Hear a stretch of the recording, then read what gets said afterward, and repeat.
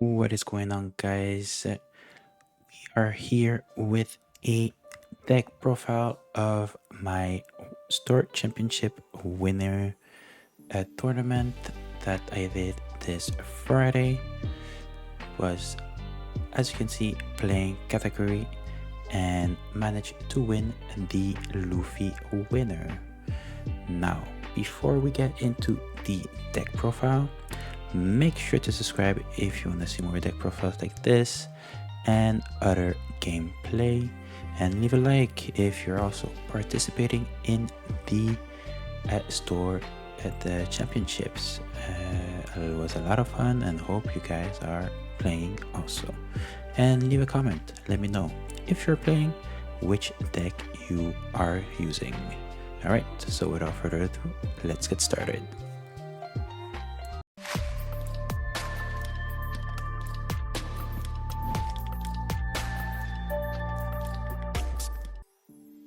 Alright, so like I said before, the leader that I used is Katakuri, the new, well, at least one of the new yellow leaders in OP3. And yeah, as you all know, this leader, yellow, 5000 attack, strike attribute, and the ability is for one dawn that you attach when attacking, you get to look at the top card of either your or your opponent's life area, and then you decide to place it at the top or bottom, and then it gains 1000.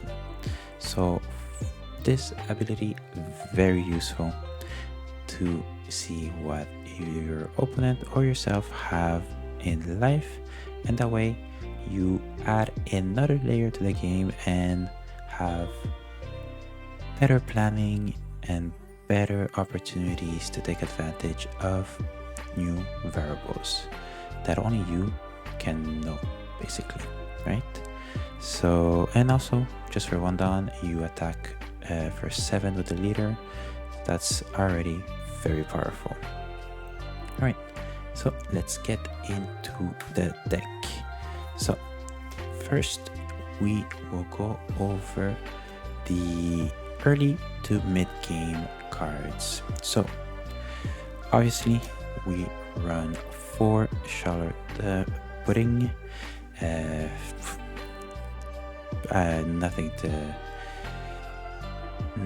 well, not that I don't have nothing to say, it's more of an obvious pick. Pudding, 1 cost, 2000 attack, 1k counter, the on play effect, and that's why it's a no-brainer. On play, look at the top 4 cards of your deck, reveal up to 1 Sanji or a Big Mom type card other than Pudding herself, and add it to your hand, and then you place the rest at the bottom of your deck. So Pudding, no-brainer, 4 of, because that is your early game searcher, and obviously throughout the game it's also a very useful searcher. So this card, obviously, whether you go first or second, you want to see her in your starting hand. It's just very powerful to go get whatever you're missing in your starting hand. That way you can plan ahead your curve a lot better. So 4 of her. And we move to our second searcher of the deck, and that's Perospero. So I say it's a searcher because even though it's not a non-play effect, it is done on a KO effect. And it's on a very good card because for 3 dawns, you get to play a 5000 attack character. And if it wasn't already good enough with the on KO effect, which is look at the top 3 cards from the top of your deck, reveal up to 1 Big Mom pirate type card, and add it to your hand, and then the rest you place them at the bottom in any order. So not only is it a searcher on KO, it's also a playable card on trigger. So the trigger, you may trash 1 card from your hand and play this card.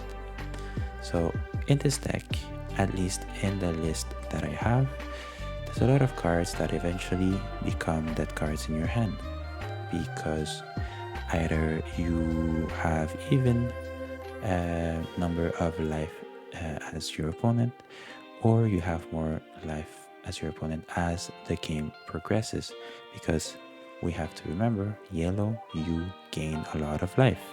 So sometimes you will have cards to discard. So what better way to use this card than with the triggers like in Perospero's case, right?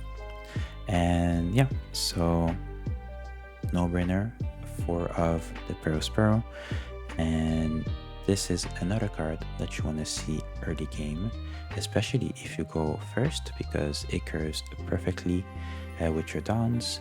So yeah, so let's keep going. The next card is the Charlotte Brulee. So I play 3 copies of this blocker. So 3 cost, 1k attack, and 1k counter, a blocker, and also has a trigger. The trigger is play this card. So this is a very, very useful card to have in your life area, right? Because that's most of the time, or I say majority of the time, you want to play Brulee from your life, right?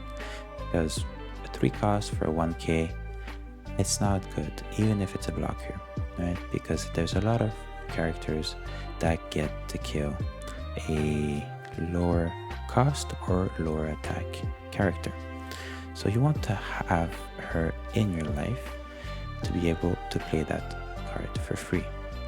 But also, as the game progresses, or if you actually get to play her from your life, or if you're forced to play her in normal turn, you can always combo her with your 8 cost Katakuri, because the 8 cost, as we'll see before, lets you bring her back to your life. That way you know that you'll have a trigger blocker. So it's like you have an extra life with Brulee. So 3 of her. I was thinking maybe put her up to 4.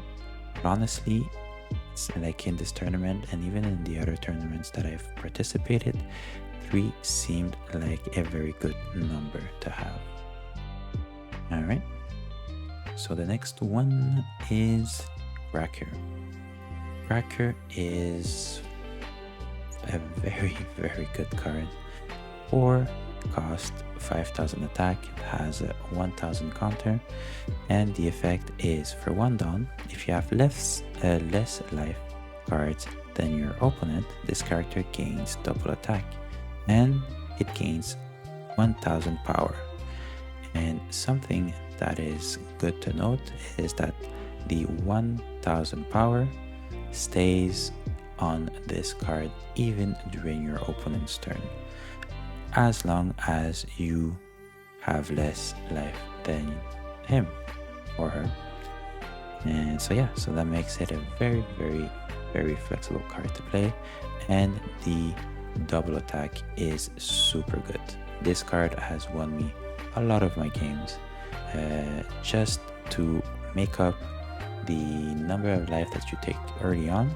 This guy, especially if, and I forgot to mention, it has a trigger, and the trigger is the same as Perospero.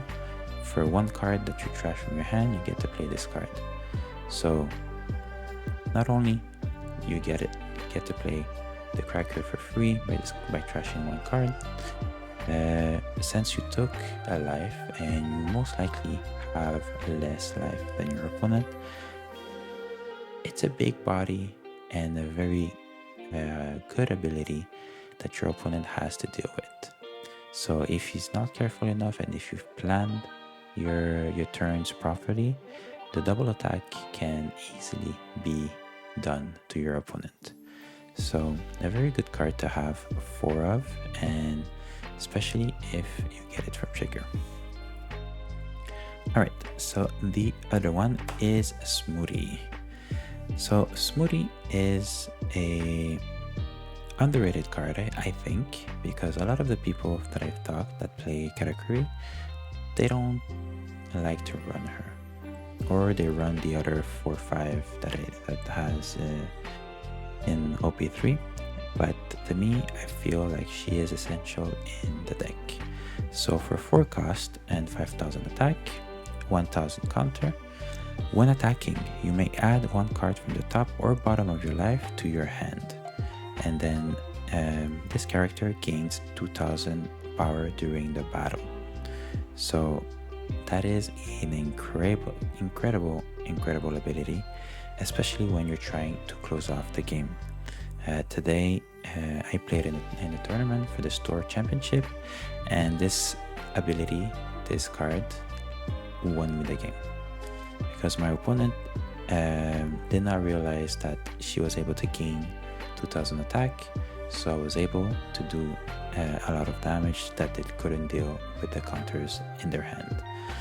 And she also has a trigger that for trashing 1 card, you get to play her. So it's a very good card and very important in my opinion to have. And then the final early to mid game character that we have in the deck is the 4 cost Katakuri. So the 4 cost Katakuri, the one that comes with the starter deck, a 4 cost for 6000 attack, strike attribute. On play, look at 1 card from the top of your opponent or your life, and then you place it at the top or bottom of the life cards. So similar to your leader ability, you get to trigger the look at 1 card from either one of our lives, and you decide where to put them. But it has an extra attack effect, which is if you have less life than your opponent, it gains a rush. So to me, and I know this card is not always played in all the list for Katakuri, right? Or at least not in the number that I have. But I think this card is a very, very important card in the deck, especially since the meta became more control oriented. You need to have a little bit of aggression on your board, and this card is perfect for this. So in most of your matchups, you want to start second. So if you go second, you will take the first hit to your life. So you have a turn where you're 100% guaranteed, unless your opponent decides not to attack, you're guaranteed to have less life than your opponent. So when you go second, you want to have this in your starting hand even before getting the Perospero. So when you go first, you want to see Pudding, Perospero, and when you go second, you want to see Pudding and your 4 cost Katakuri, because that is a big body that they have to deal with early on. And if you go second, this guy will not die to the combo of Otama and Marco, because when you drop him in their turn, they'll be at 5 downs, so they cannot do the combo. So this one will stick unless they commit a lot of downs to KO the character, because it's a 6000 attack character. They have to put the extra down to secure the KO, because all you have to do is discard a 2k counter if they just attack for 7, right? So most of the time your opponent will commit to an attack of 7, but this guy can easily overpass them. Alright, so now we saw the early to mid game cards, and obviously you can play all of those even during late game if you have to, but generally you want to see them early to mid game to apply the pressure that the abilities provide.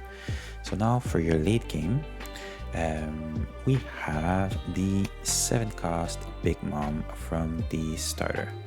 So this one, at first it felt like a very, very good card, But the more I've tried it in practice, against other people or in tournaments, the more I realized that this card is not as good at it should be, right? So for 7 cost, 8,000 attack, on play effect, and your opponent chooses, and that's where I find that this card gets less value than other big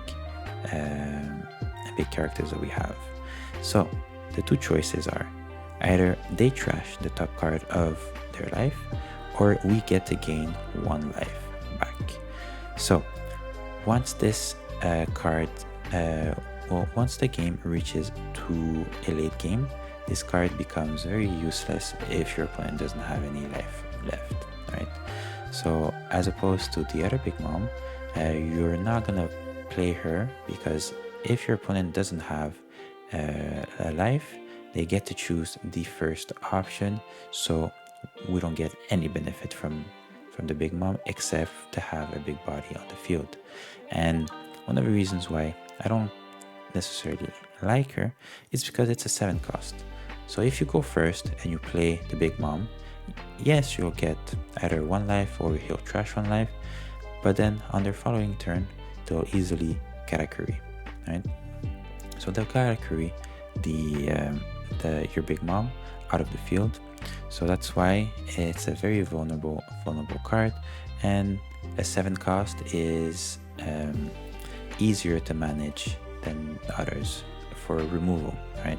Because blue have the Mihawk that can bottom deck this card, and red with all the reductions can potentially target this. And I don't have to say for black is very easy to get rid of this card. So yeah, so that's why I put it at 2. I think it's enough because we have enough big bodies in our deck, and since we have 8, technically we have 8 searchers in the deck, so if ever we need to search for her, we have the tools for it. Now the other late game character that we have is the Katakuri, the 8 cost Katakuri, one of the better or best cards in our deck. So for 8 cost, 8,000 attack, on play effect, we get to add 1 character with a cost of 8 or less to the top or bottom of the owner's life card face up.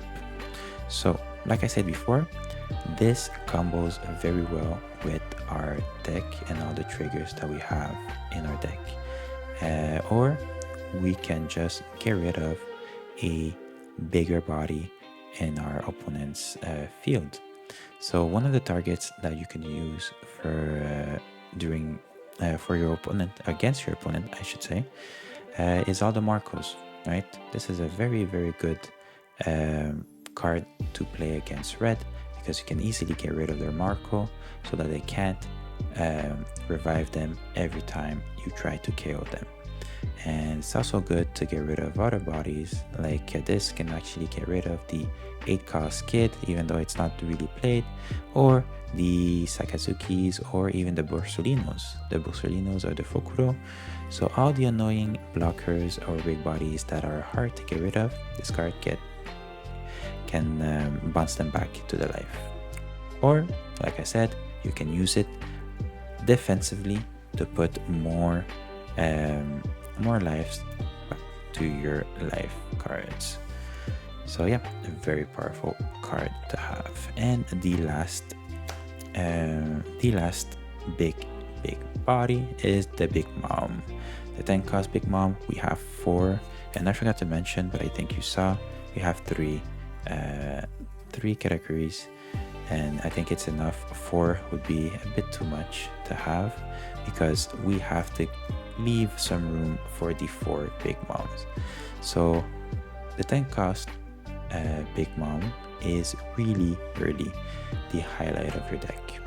Once you reach late game and you are able to play the Big Mom on curve, this is a very powerful card to have. And especially if you have multiple cards, multiple big moms in your hand, and then you start just spamming them, it becomes very annoying for your opponent to deal with. So 10 cost, 12,000 attack. On play effect, if your leader has the big mom pirates type, add one card from the top of your deck to the top of your life. Then you trash up to one card from the top of your opponent's life card. So this is reminiscent to the Kaido effect.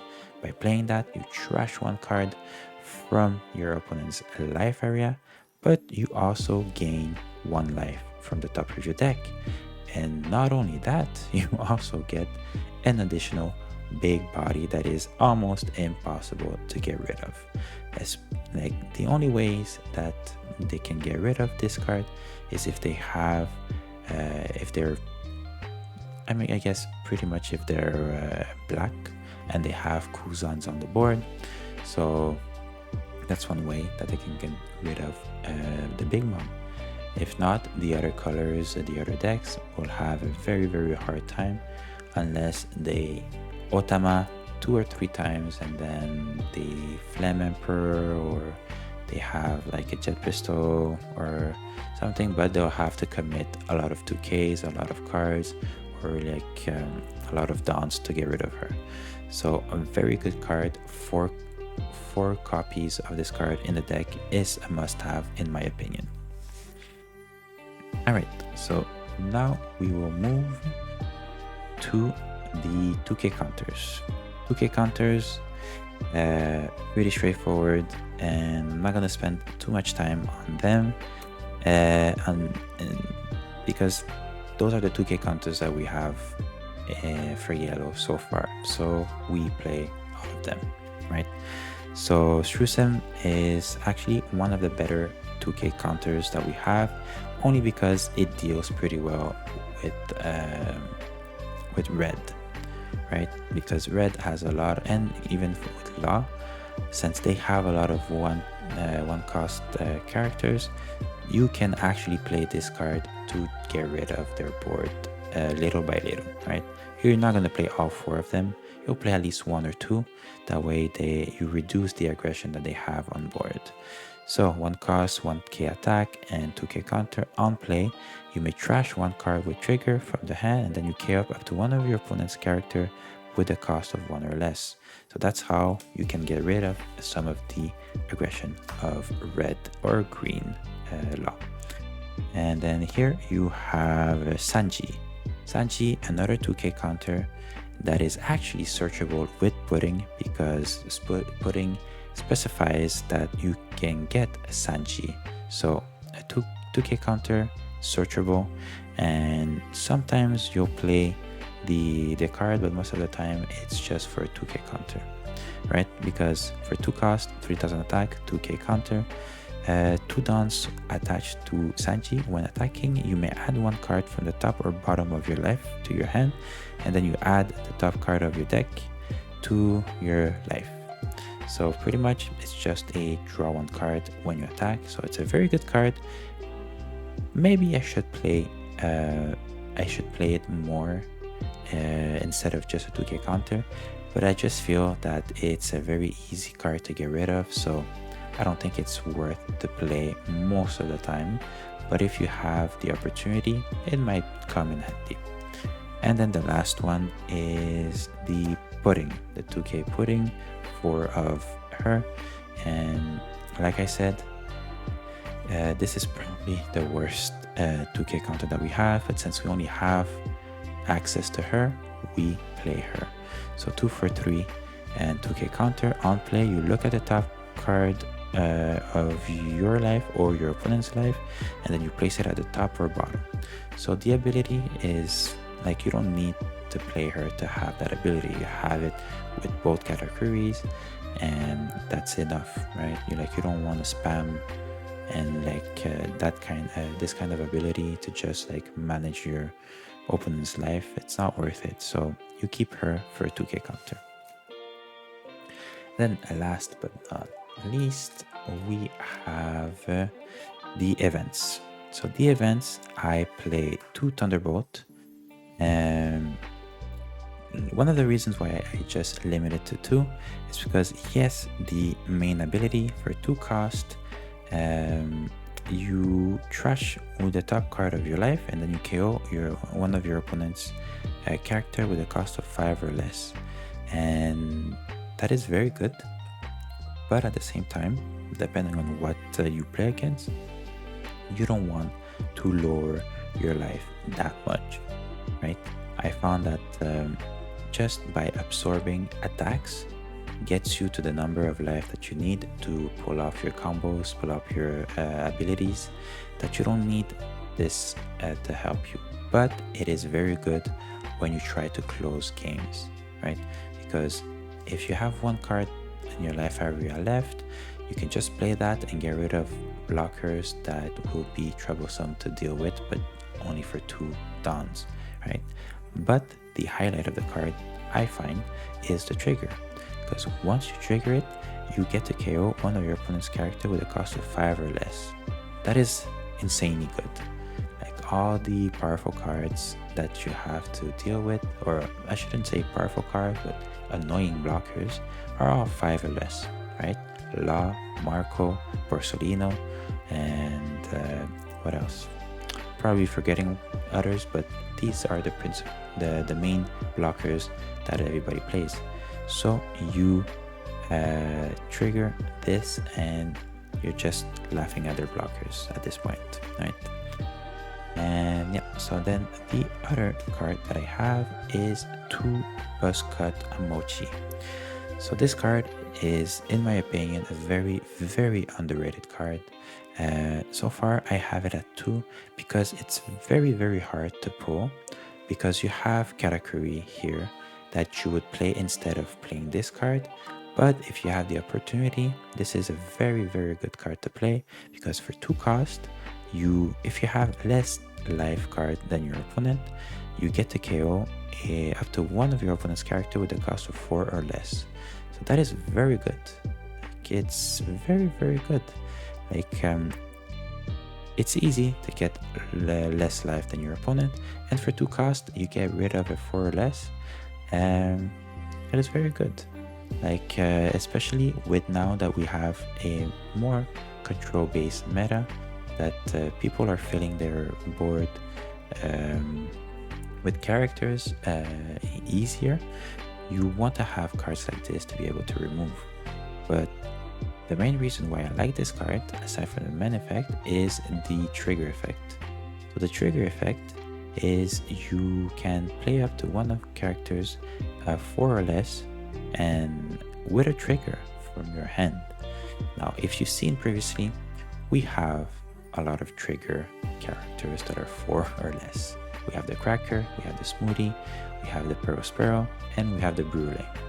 So we have a lot of potential targets for this card.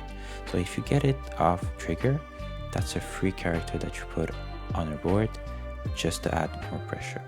So with cards like this, and with Katakuri, you apply pressure that is necessary against other colors, or any other deck, right? Because, like I said, and I'm repeating myself, we're like in more control, like a mid-range control meta, so you want to have the extra aggression on your side. That way it's a lot harder for your opponent. And then the last event that we play is the Ikoku Sovereignty. So Ikoku for Sovereignty is a 2-cost counter that gives 5,000 attack or power to your leader or character. So with that effect, it's a very, very obvious reason why we play this card, because late game, when you're trying to survive, that's an extra 5,000 power that you get for 2 cost. Incredible. But to me, what I enjoy the most is the trigger. For the trigger, you may trash 2 cards from your hand, and then you add 1 card from the top of your deck to the top of your life. So this, if you are able to get it at the bottom of your life, this is a very good card to trigger late game when your opponent tries to go for game. It happened to me in one of my tournaments where I had this in my life, and then I triggered it, and then the top card that I got from my life was Thunderbolt. So not only did I get an extra life, I was able to KO the last character that he was gonna attack me with. So this deck allows you to have crazy plays with your triggers, and yes, obviously most of the times is based on luck, but with the amount of triggers that we have on in the deck, you bend a little bit your luck to have as many triggers as you can in your life. So yeah, so that is it for this deck profile. I hope you enjoyed. This deck is very fun to play with, so I really recommend that you give it a try. And yeah, so thank you for watching. Make sure to subscribe if you want to see more deck profiles like this. Leave a like if you are participating in the store championships, and let me know in the comments below which deck are you using for these tournaments. All right, thank you for watching, and I'll see you guys next time.